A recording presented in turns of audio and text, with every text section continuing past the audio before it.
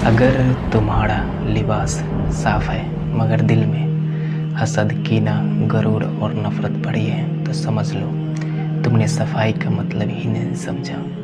सफ़ा सिर्फ ज़ाहिर नहीं, असल सफ़ा दिल की पाकीज़गी है, और जिसका दिल पाक है वही अल्लाह के सबसे करीब है। इस्लाम में सफ़ा का मतलब सिर्फ जिस्म या कपड़ों की सफाई नहीं है, बल्कि दिल, नियत और सोच की पाकीज़गी भी सफ़ा में शामिल है। जब हम उम्रा या हज करते हैं तो सबसे पहले काबा का तवाफ़ करते हैं और फिर सफ़ा मरवा के दरमियान सही करते हैं। क्या हमने कभी सोचा है सफ़ा का मतलब ही है खालिस, शफ़ाफ, साफ?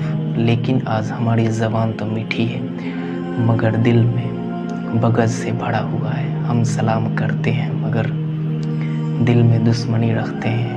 हम इबादत करते हैं मगर नीयत में रियाकारी होता है।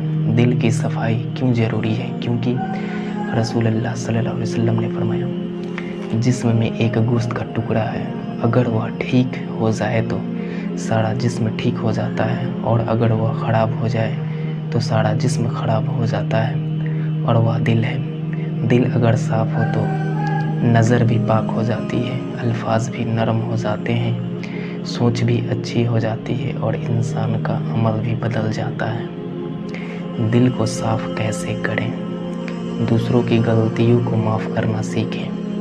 हसद छोड़ दो, क्योंकि हसद नेकियों को जला देते हैं। सच बोलना शुरू करो और झूठ से दिल को अलहदा ना करो।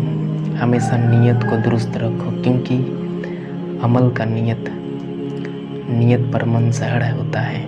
याद रखो, अल्लाह ज़ाहिर शकल व सूरत को नहीं देखता, बल्कि वह तुम्हारे दिल और नीयत को देखता है।